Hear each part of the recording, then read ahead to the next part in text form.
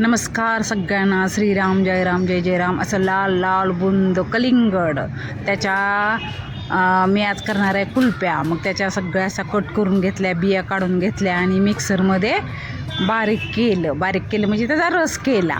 साधी सोपी रेसिपी. आणि माझ्याकडं कुल्प्याचं साचा आहे. असा रस करून घेतला, काही गाळला नाही, काही नाही, तसाच सगळ्या त्या साच्यांमध्ये भरून घेतला. सहा कुल्प्यांचा आहे माझ्याकडं. तो रस जेवढा झालता 5 कुल्प्यांचा तेवढ्याच केला मी.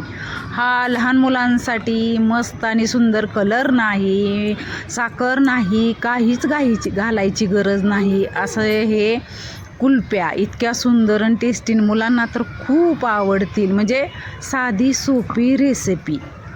ही उन्हाळ्यात कलिंगड सगळ्यांच्याकडेच असते, म्हणून तुम्ही एकदा अशी करून बघा. सगळं ओतून घेतलं आणि फ्रीजमध्ये ठेवून घेतले. 2 ते 3 तास ठेवलं आणि इतके छान निघाल्या ना, खूप उशीर पाण्यात ठेवायचं नाही. सगळ्या कुल्प्या म्हणजे 5च्या 5 इतक्या जी छान निघाल्या ना, आणि रंग नाही, साखर नाही, मुलांना आवडतील अशा. म्हणजे उन्हाळ्यात मुलांना असं वेगळं काहीतरी करून दिलं म्हणजे मुलं खुश असतात.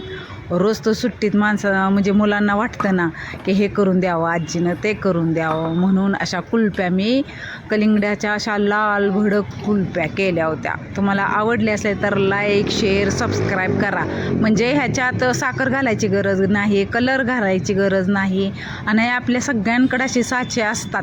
माझं काय झालं, पूर्ण निघाल्या होत्या सगळ्या अशा कुल्प्या. पण काय झालं, मुलांची गडबड इतकी असते ना, खूप गडबड असते. एकदा ते भांडं काढले की कधी मला देते आजी असं असतं. अशी 2-3 आमची मुलं इतकी जी म्हणजे हे आहेत ना, घाई गडबडीची अशा